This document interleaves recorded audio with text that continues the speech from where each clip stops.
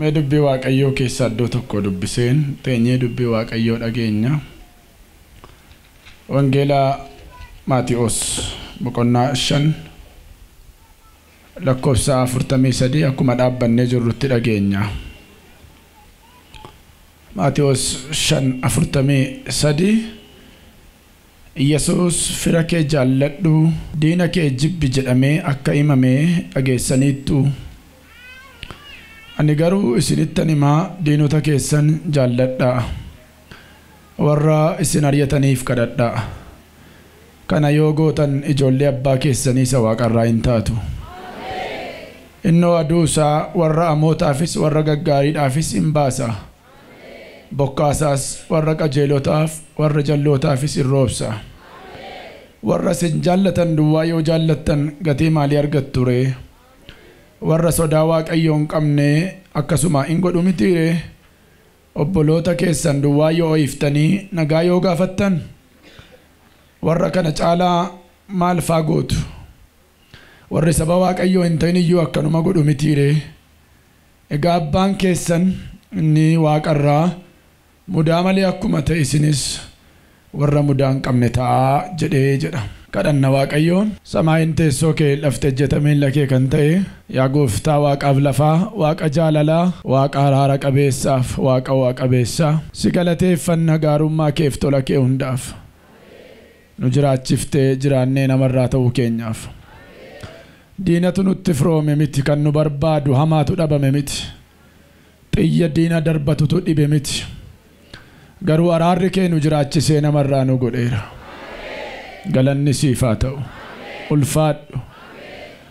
Waaqa jaalalaa ulfaadhu. Saba kee iddoo kanatti walitti qabuu keef gaara nuu laatte kanaaf guyyaa nuu kennite kanaaf. Galanni siif haa ta'u. Ulfaadhu Yesuus. Yeroo kana dubbii kee nutti dubbadhu. Nu barsiisi. Araara kee nuuf godhi. Araara godhi saba kanaaf. Araara godhi biyya kanaaf. Araara godhi qilleensa biyya kanaaf.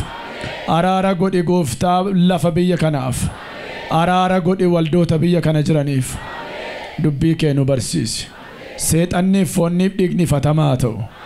Maqaa Yesuusiin ameen. Nooraa ta'a. Haleluuyaa. Ulfinni Waaqayyo gooftaa keenyaaf haa ta'u. Ameen jettu.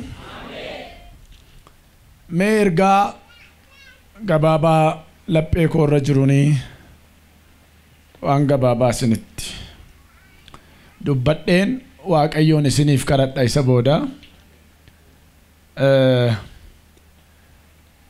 mata dureen keessa koo jiru jaalalaan geggeeffama waan jedhuun isinitti haasa'a.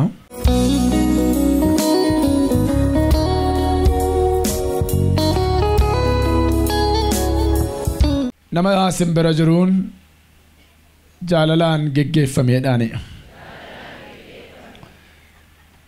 Kutaan amma dubbise kun Maatiyoos 5:43 amma 48 dubbise. Barsiisa kana kan barsiise gooftaa keenya Yesuus Kiristoosidha. Barsiisi kun barsiisa gaararraa yookaan lallaba gaararraa jedhama. Yesuus tu barsiise gaararratti wangeela Maatiyoos kana boqonnaa 5 yoo fudhattanii ilaaltanii barsiisi kun barsiisa gaararratti gooftaan bartoota isaa fuudhee gaaratti ol ba'ee sabni baay'eenis naannoo isaatti walitti qabamnaan barsiisutti ka'e. Fira kee jaalladhu diina kee jibbisa jedhan dhageessaniittu miti mammaaksa akkasii jedhe gooftaan. Fira kee jaalladhu diina kee jibbi isa jedhamee dhageessanii beektu miti jedhe gooftaan. Jedheeti ani garuu isinittan himaa jedhe gooftaa Yesuus. Diina keessan jaalladhaa.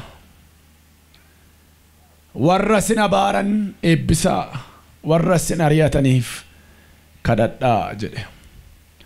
Yoo kana gootanii ijoollee abbaa keessan isa waaqarraa hin jedhamtu yookaan ijoollee waaqayyoo taatuudha. Har'aa waldaa kiristaanaa keessaas maatii gidduudhaas biyya keessaas kan badee biyyattis rakkina fidaa kan jiru waldaa kiristaanaattis jaamummaa hafuuraa kan fide humna kadhataa nama keessaa kan balleesse namni kisaaraa hafuuraa keessa akka galu kan godhe hidhaan jaalalaa yookaan humni jaalalaa nama keessaa laafuu isaati.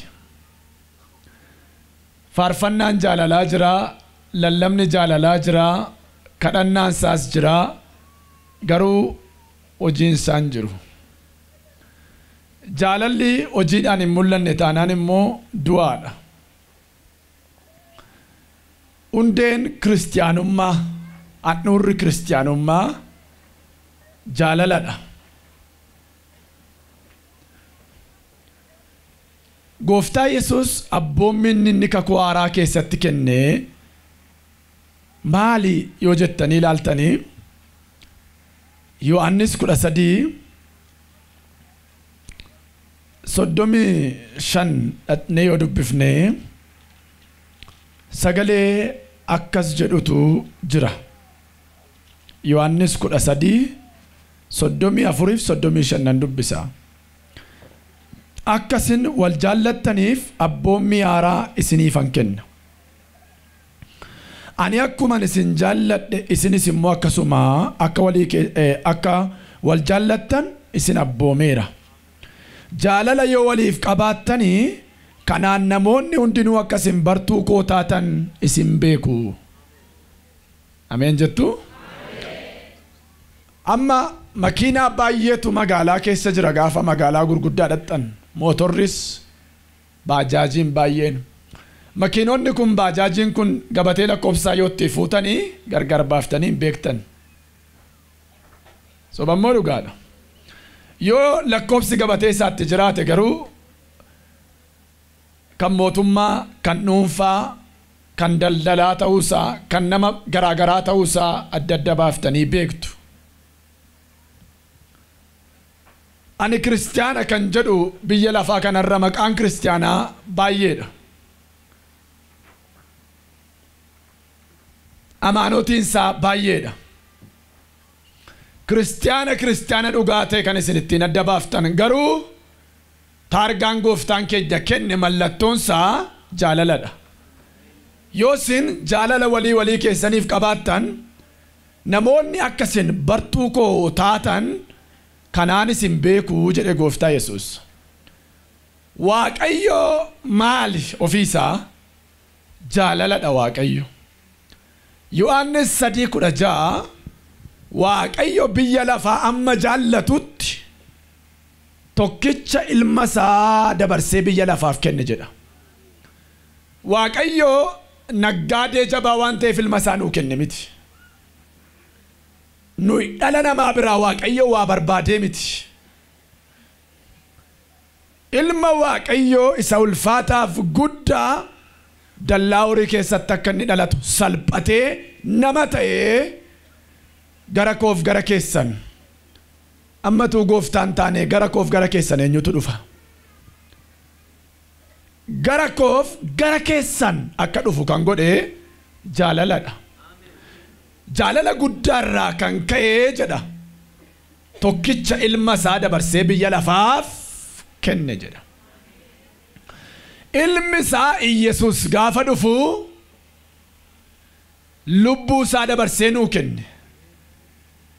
Lubbuu ofii dabarsanii namaa laachuurra kan caalu jaalalli jiraaree jedhe gooftaan. Kiristaanummaan namoota baay'ee biratti amaanotiidha. Kiristaanummaan garuu amaanotii miti. Kiristaanummaan jireenya. Jireenya ta'ee kiristaanummaan kan inni lubbuu godhatu garuu yoo jaalala of keessaa qabaatedha. Waaqayyoon ayyaana naa kenneera anaaf siniifis kenneera. Teessanii dhaggeeffachuun kun ayyaana Waaqayyoo gabii sinii kennaani. Warra hidhaman akkaniikuuf kan caban akka wallaanuuf aangoo seexanaa kan cunqurfaman bilisa kan baasuuf gooftaan ayyaana naa kenneera. Ayyaanni gooftaan naa kenne kun garuu isin hin jaalladhu taanaanan jaalala keessan hin qabu taanaan yoon kadhachuu dhiisee torban guutuu addanaa iyye mataa ba'uurraa iyyuu hin fayyitan. Yoon garaa jaalalaa sinii qabaadhe ayyaanni kun darbee hojjeta. Baay'een namni baay'een har'a ulfa baattanii jirtu laphee keessanitti. Ulfa jibbaa.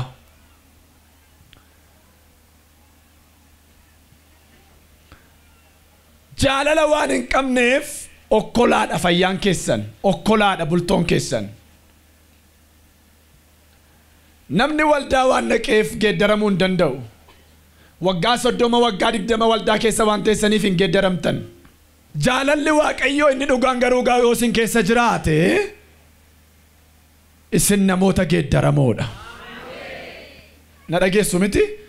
Diina keessan jibbi fira kee jaalladhu isa jedhan dhageessanii beektu isa kan hundi keessan. Waamichuma namuma gaafa ayyaanaallee gaafa waa qabdan illee namti si waamicha waamtanii nama duddarraa qabdan nama bor dudda keessan deebisuu danda'udha. Sobammoo dhugaadha. Nan sobe anoo.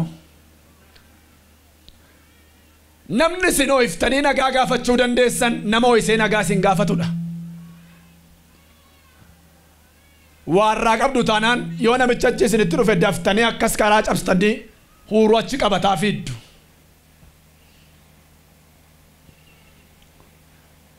Biyya lafaa keessaa baanee dhufneerra dukkanaa ifatti nu fideera gooftaan.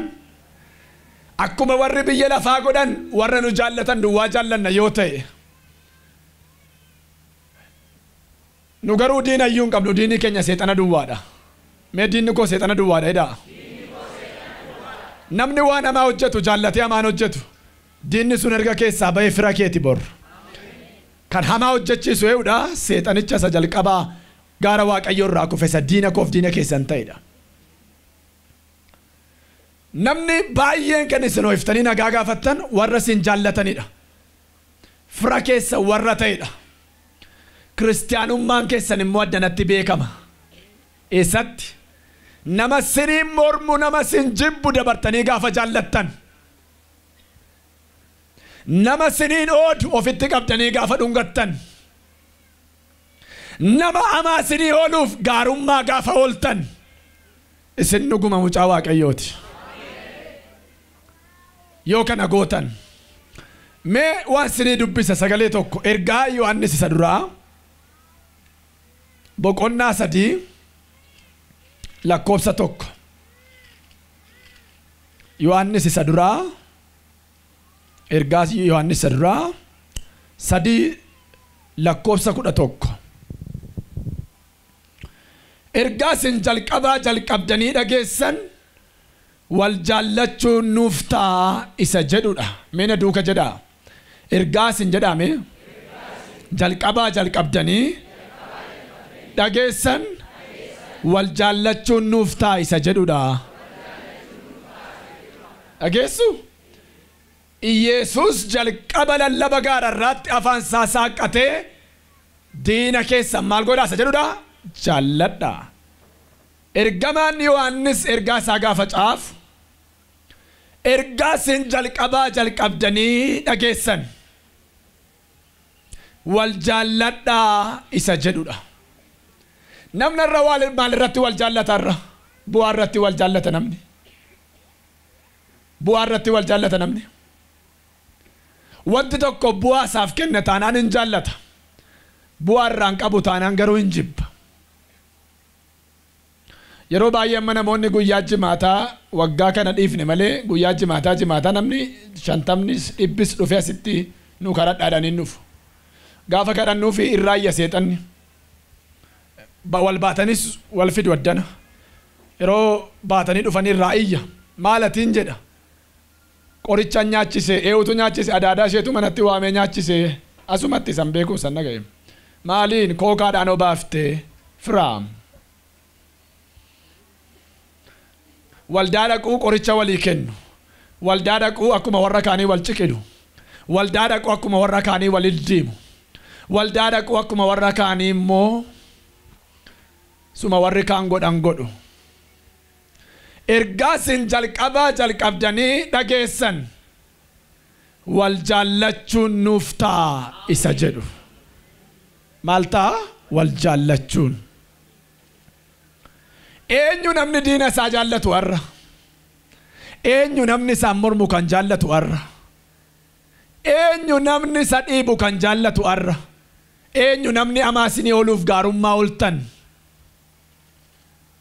namoonni kana gootan yoo jiraattan dhuguma sin ilmaan waaqayyooti dhuguma jireenya bara baraatiif qophaa'aa jirtu dhuguma mootummaa waaqayyootti deemaa jirtu biyya lafaa keessaa baanee waldaa dhufuun keenya jaalala hin qabnu taanaan hiika hin qabu gatii hin qabu hiiki kiristiyaanummaa inni guddaan kiristiyaanummaan foolii qaba an bara 82 keessaa 83 keessas waaqessaan ture waaqayyoon bara sana kiristiyaanni baay'ee urgaadha akka irraa kana baay'ee miti tokko gama sana jira tokko laga gama jira tokko jira wal barbaada obboloota dhufee jedhama bara sana kiristiyaana iyyuu jedhamu obbolootatu dhufee jedhama obboloota dhuguma immoo obboloota dhiigni Kiristoos bitee kan nuu kenne maalidha obboloota dhufee jedhama wal jaallata namni wal barbaada namni arra garuu kiristiyaanummaan baay'een gaafa afooshaa gaafa du'aati maalan godha gaafa du'aa odhattaniif sareenuu na nyaate guyyaa Kiristoosoo nan ka'a du'a ofirratti sirbuun gatii maalii qaba fayyaattatuun ni jiru jaalladhu malee gaafa du'aa boocha sobaa waliin booyinaa jaalala jaljeessaa warri beettan jaljeessi jira naannoo kanarra dhufee nutti dutaayyuu oola beettu miniyoo ganna ilmoo ishee garaa jalatti baatti jaljeessi caamsaa immoo dudda irratti baatti maaliif ganna garaa jalatti baatti beettuu fixeensa jalaa buuftuudhaaf caamsaa mamaaf duddatti baatti aduurraa dhowwituuf gaaddisaa baatti isa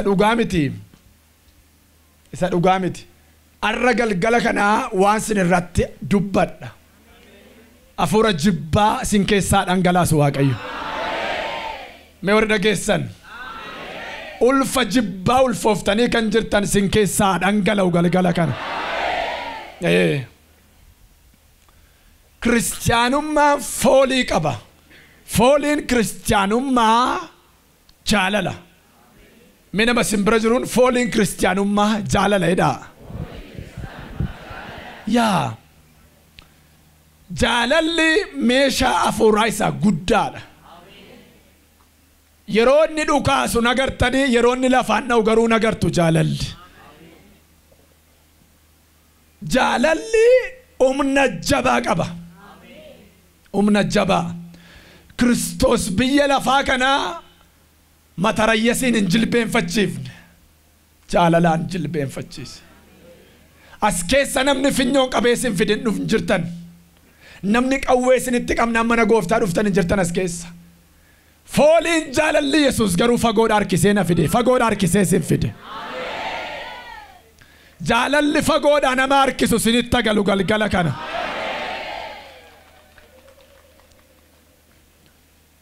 ergaan sinii qaba galgala kana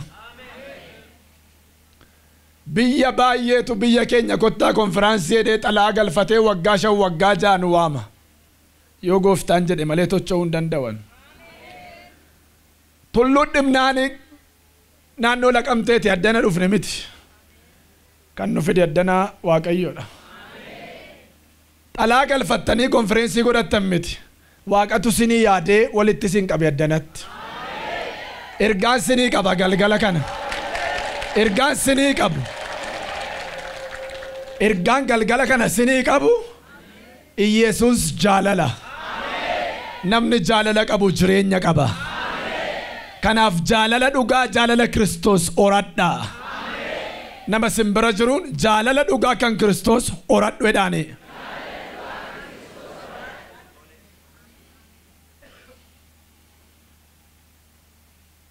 Arrabaayeen keessan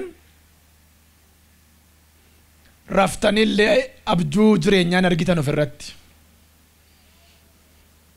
Raftanii du'aa wajjin bultuu yookaan waatu bowwaarra sin harkisaa bulaa waa edaa waa bowwaarra na harkisaa buleettu ganama katanii na buna dhugdan. Abaluu koo fira koo saduwenna waamaa buleettu. Abjuu keessallee waaqayyo dhufee isinitti haasa'u. Kadhannaan keessan jalaa badeera. Hongee hafuuraatiin dhaamtanii jirtu baay'een keessan. Maaliif har'a waan isinitti hima? Ergaa Yohaannis irraa tokko 9 akka jedha. Namni ani ifa keessan jira jechaa obboleessa isaa immoo jibbu ammayyuu dukkana keessa jira. Namni obboleessa isaa jaallatu ifa keessa jiraata. Isa keessas wanti nama gufachiisu hin jiru. Namni obboleessa isaa jibbu garuu dukkana keessa jira. Dukkanicha keessas in deddeebi'a. Dukkanichis ija isaa waan jaamseef garatti adeemu hin beeku jedha. Dhageessu? Wandimmuun yemmi xalaan nafsa gadaay. Arrame barri Musee yoo qaamaan bukkee keessanii ajjeeftanidha. Seerri kakuu garuu cimaadha. Namni nama jibbuyyuu jedha macaafni nafsa gadaayidha jedhama. Isa dhaqee waraanee fi inni garaatti jibbu walqixxeedha. Walqixxeedha. Namni obboleessa isaa jibbu dukkana keessa jiraadha. Dukkana keessa. Dukkanichi immoo ija isaa waan jaamseef jedha. Garatti adeemu iyyuu hin beekuudha. Namni nama jaallatu garuu ifa keessa jira. Ifa keessa immoo gufannaan hin jiru. Meena wajjin namni ifaan deemu hin gufatuudha. Yaa amma nama halkan deemu dukkana keessa deemu gufuudha lafaannaa. Dukkana keessa gufannaa baay'ee jira. Dukkana keessa balaatu jira. Ifa keessa garuu gufannaan hin jiru. Ifa keessa jireenya jira. Ifa keessatti wanti hundinuu mul'ataadha. Namni nama jibbu dukkana keessa jira. Dukkana du'aa keessa. Dukkana cubbuu keessa jira. Baay'een keessanarraa mul'ati keessan dukkaneeffamaadha. Abjuun keessan dukkaneeffamaadha. Wanti gootanitti hin milkooftanii humna dhabaadha. Maa inni kun jibba.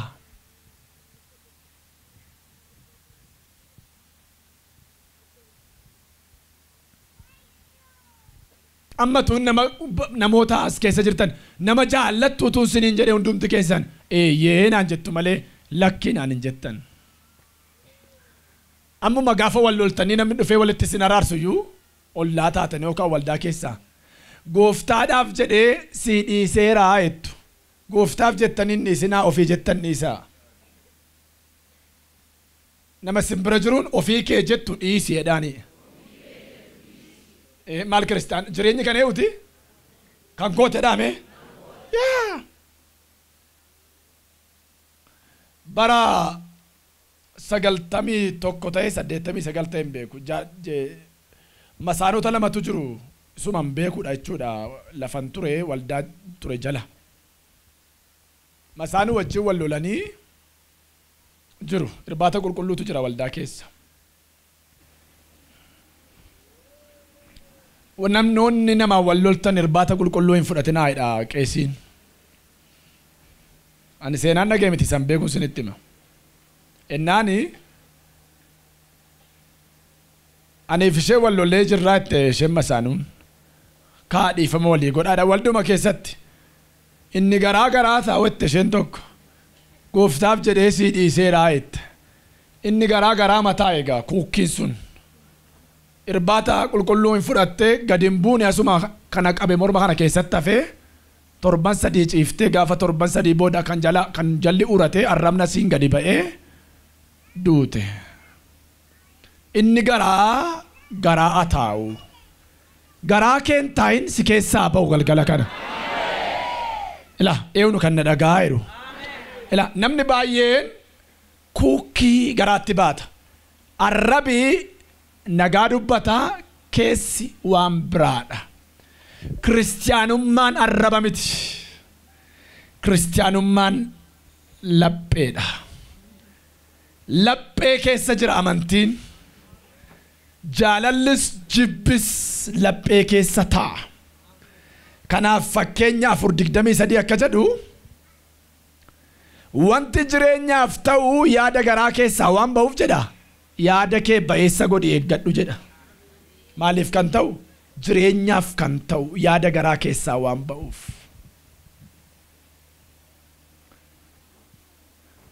Jireenyi eessa jira? Yaada garaa keessa jira. Fakkeenya 4:23 dhaxanii gaafa dubbiftan wanti jireenyaaf ta'u yaada garaa kee keessaa waan ba'uuf yaada kee ba'eessa godhi eeggadhu. Seexanni yaada garaa kee dha'uu barbaada gaafa si miidhuu barbaadu. Jireenyi yaada garaa kee keessa jira. Lapheen kee iddoo buufata hafuuraati. Seexannis iddoo buufata hafuuraa kana qabuu barbaada. Arra galgala kana ani ergaan sinii qabu dhukkuba mataa ba'uu dudda kutaa dhibee garaa garaa seexana duwwaarraa akka isin fayyitaniifan sagantaan kun ta'e miti. Lafti keessan akka fayyuufi. Bultoon keessan akka fayyuufi. Abjuun kee akka fayyuufi. Manni kee kan fayyu, abjuun kee kan fayyu, afurri kee kan fayyu. Inni guddaan ila waan sinitti hima. Namni baay'een dhukkuba sin dhukkubsattan gaafa sin rakkatan mana yaalaatti sin geessa sinii beeka. Dhufeellee sin gaafata. Dhukkuba keessan isa bakkee. Dhukkuba keessaa kana hafuuraa garuu namni namaaf hin beeku. Namichuma duwwaatitti rakkata qinqanii nama nyaatu. Akka qinqaniin gaafa muka nyaatu nagartan. Boqqolloon gaafa biyya kanallee boqqolloon qottanii garuu barreen gaddaa kadhannee ramma namni tokko dheengadda boqqolloo qotee nu nyaachiseera dheengadda naannoo kanarraallee. Maqaan isaa ulfaatu.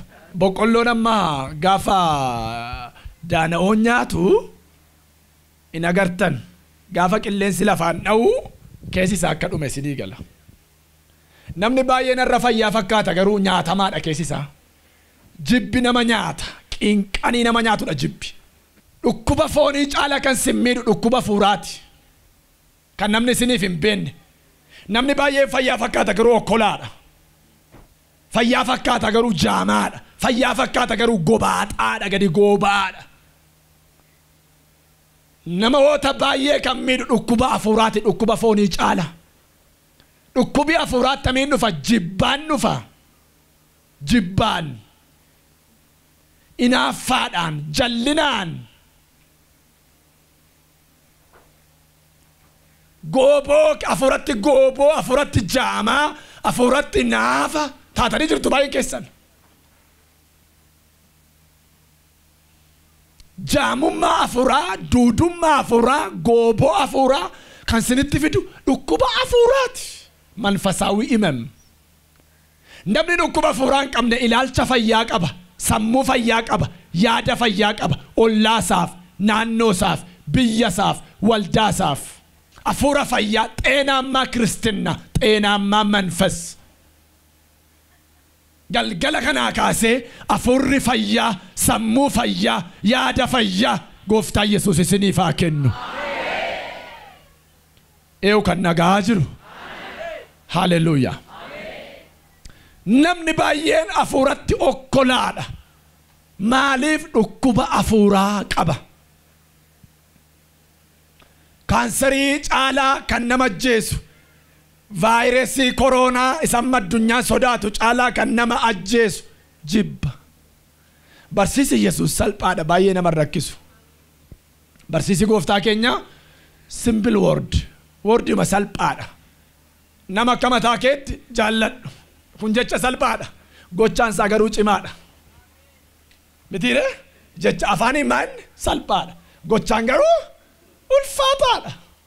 Ulfaataadha. Waa namaa gochuu iyyuu miti mamma. Amma namni tokko ollaadhuma keessaa nama keewoo wal dhabdee qabdu. Gaafa isinitti dhufu akkanachi ilaalaa darba. Maal nan kadhaaree na argitee achi ilaalteem nan kadhaaree kadhadhu jireenya. Kadhadhu ofitti qabii dubbisi jireenyadhaati. Ituma isheen achirraa jettu ofitti qabi. Gaafa sana gooftaan ofitti si qaba isin immoo. amma lallaba kana waggaa baay'ee lallabamtaniittu aaraa miti waggaa baay'ee faarsitaniittu aaraa miti garuu hojiin isaa immoo hin jiru du'aadha.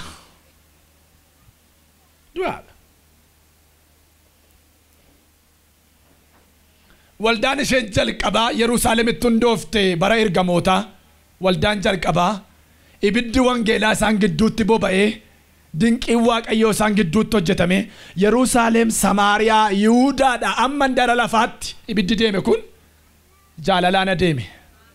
Maaliin? Jaalalaan. Hojii ergamootaa boqonnaa 2:42 qabeenyi isaanii walii wajjin tureedha.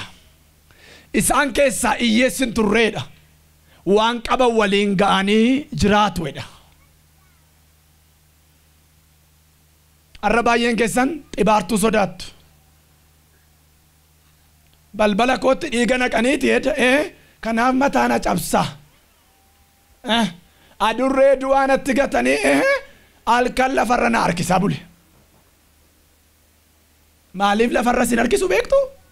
Maaliif warri seexana waamtu sin irratti hojjetu beektu? Amma baay'een keessan gaafa naannoo kana dhufe dhugaa natti ba'aa turtan gaara kanarra waraabessa wangootu wal qabaa ittan dhuguman iyyuu gaafa dhufe argeera. Amma arga guyyaa gaafa dana kan argee naannoo kana yuufteetti amma gaafa dhufee dana bululaa gama sana keessaa yuufte malee naannoo kanatti ni yaattu hin badde sallaqette. Maal attab lafa abiddi jaalalaa jiru teessise warri seexana waamtu.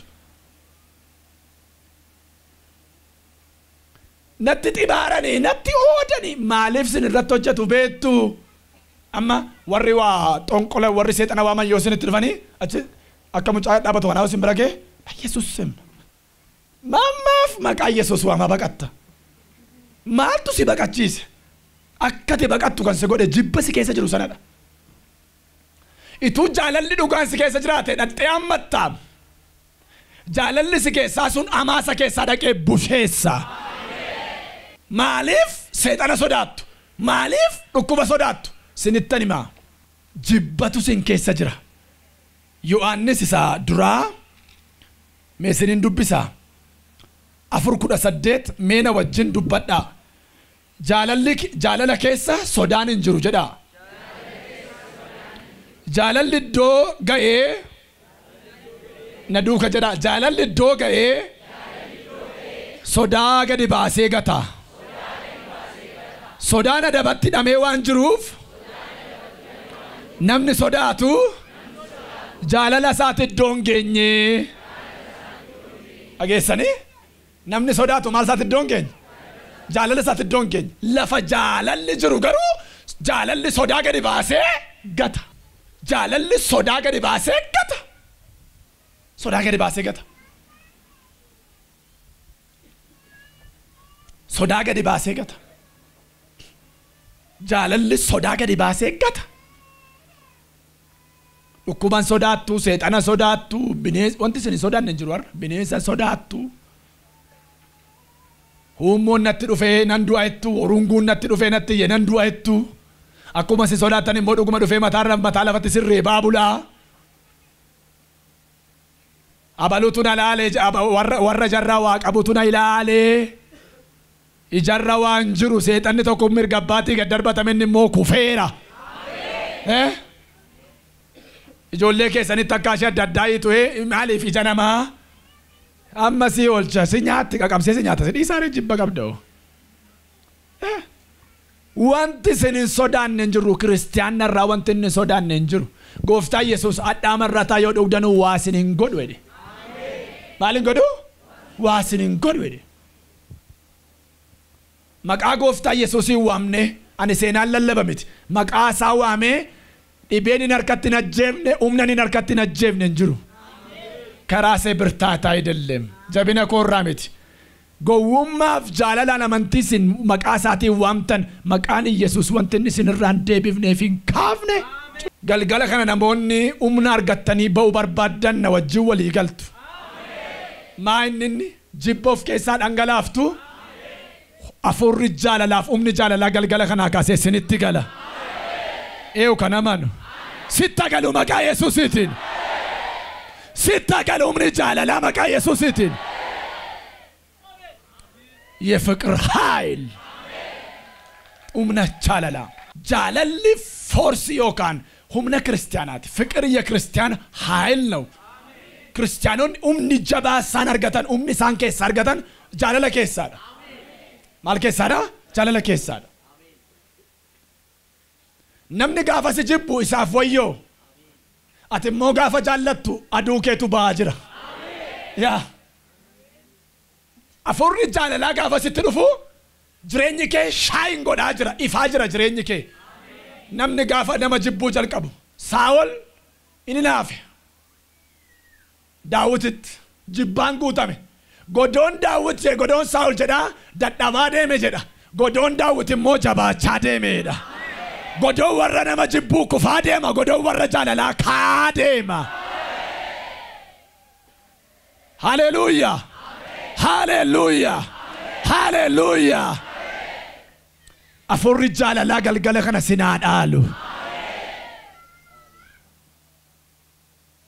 Ulfa jaalalaa akkasin ulfooftanan barbaada. Jaalala Kiristoos isa nama hunda ija tokkoon ilaalu. Firakoodha kun ormadha tun jedhin, maatii baakoo sanyii baakoo tun jedhin. Sanyiin keenya eenyudha nuyi? Kan gooftaarraa dhalate hundinuu sanyii keenyadha. Kan gooftaarraa dhalate hundinuu maal keenya jedhe? Sanyii keenyadha. Firri dhugaan iyyuu immoo warra gooftaan fannoo irratti dhalchee nuu kennedha. Isheen eegummaa nama rakkifte iyyuu baay'ee. Inni dhugaan isa gooftaan fannoo irratti dhalchee namaaf kennedha. Mee warri ergaan kun sinii gale. Dhuguma warri fayyuu barbaaddan mee harka raasaa. Fayyuu barbaaddu? Ergaa Yohaannis duraa boqonnaa 3:1. Abbaan jaalala guddaa attamii akka nutti argisiise mee ilaalaa. Jaalala kanaan nu ijoollee Waaqayyoo jedhamnee waamamna. Dhugumas nu ijoollee isaati. Biyyi lafaa immoo Waaqayyoo waan hin beekneef nuufis hin beekan. Michoota koo nuyi amma abbaan jaalala guddaa attamii akka nutti agarsiise mee ilaalaa. Jaalala kanaan nu ijoollee Waaqayyoo jedhamnee waamamna. Namni jaalala qabu mucaayeeti. Kan nama jibbu mucaayeeti. Mucaa seexanaati. Waldaa keessatu jiranii ijoollee seexanaa baay'eetu jira. Waldaa keessa jiru garuu ijoollee seexanaati. Ijoollee Waaqayyoo nama jaallachuudhaan beekamu. Nama jaallachuudhaan. Gooftaan aduu isaa qajeelotaaf baasee jallootatti dhiisisee hin beeku. Qajeelotaaf bokkaa isaa roobsee amootarraa caamsee hin beeku. Warra Waaqayyo jira hin jiru jedhaniifis iluma baasa hin danda'a. Laamee ijoolleen humti nama tokkoyyuu sagal yoo taate amala sagal qabdi. Mitilee sagal amala sagal qabu. Nama biyya lafaarra jiru kana amala kumaatama meeqa qabnu kana iluma danda'a gooftaan. Maaliin danda'a beektu? Jaalala guddaa sanaan. Jaalalli nama danda'a warraa kaasee siniif haa kennamu. Meena wajjin jaalalli danda'aadha jedhame. Qorontoos duraa boqonnaa 13:4. Jaalalli danda'aadha jedha. Arra maaliif ati manaaf abbaan manaa waan wal dadhaba? Hollaan maaf wal dadhaba? Waldaan maaf wal dadhaba? Biyyi maaliif wal dadhaba? Jaalalatu bade. Ituu jaalalli jiraate namni wal danda'a. Nagaanan dadhabee abaluun kana hin baadhu jedha namni tokko tokko. Galaatiyaa 6:2. Baa walii keessanii baadhaa akkasitti seera Kiristoos raawwattu jedha. Namni baa namaa baatu seera eenyu raawwata? Seera Kiristoos. Baa walii keenyaa baachuu kan dandeenyu yoo jaalala qabaannedha. Yoo jaalala qabaannedha. Namni jaalala qabu Waaqayyo keessa jira. Waaqayyos immoo isa keessa jira. Gooftaan akkasin keessa jiraatu mee warri barbaaddan. Dhugaan barbaaddu? Ahaa. Meena duuka dubbiftu sagalee kana isa booda nan dhaaba. Ergaa Yohaannis duraa 3:15 akkana jedha. Kiristoos lubbuu isaa nuu kennuu isaatiin jaalalli maal akka ta'e hubanneerra. Egaa nus immoo lubbuu keenya obbolootaaf kennuun nuuf ta'a. Ilaa macaafni akka jedhu lubbuu keessan obbolootaa kennaadha. Lubbuu miti nuyi buddeena walii kennuu dadhabneerra bara kana. Mitiire ulfaateera nagaayyuu walii kennuu dadhabneerra. Nagaayyuu. garuu macaafni lubbuu keessa walii kennaa jedha. Lubbuu keessa walii kennaadha. Meena duuka dubbadhaa. Namni biyya lafaa kana irratti jedha waan ittiin jiraatu qabu dhabaa obboloota isaa immoo yoo arge garaatti jabaate jaalalli Waaqayyoo attamitti isa keessa jiraata ree? Yaa ijoollee koo kottaa dubbiidhaaf afaaniin utuu hin taane hojiidhaaf garaa dhugaadhaan wal jaallannaa. Mee ameen jedha. Haleluuyaa. Afaaniin maal afaaniin kan nama jaallatu baay'eedhaan firra afaanii Yihuudaan gaafa gooftaa argu godhee dhungate du'atti akka jedhe Yesuus dhungataa ilma namaa gurgurtaa yaa Yihuudaa jedhe.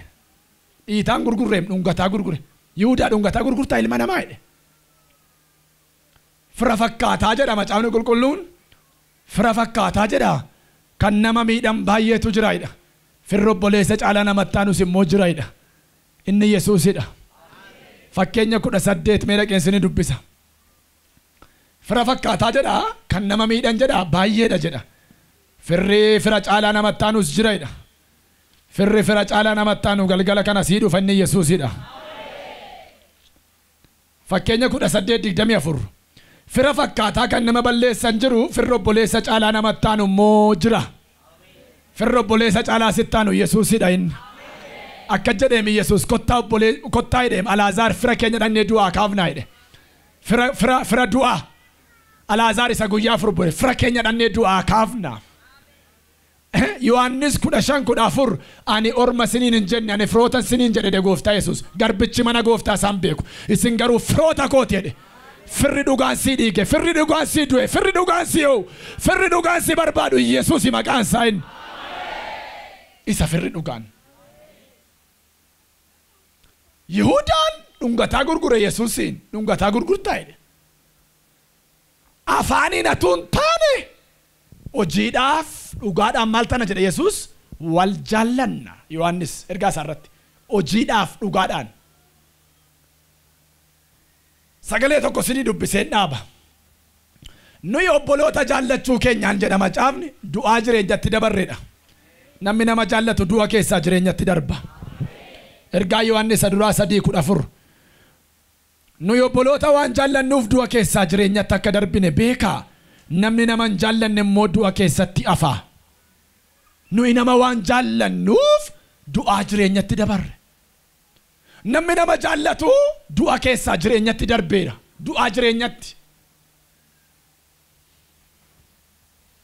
Mee waan an dubbadhu warri isinii galaa jiru.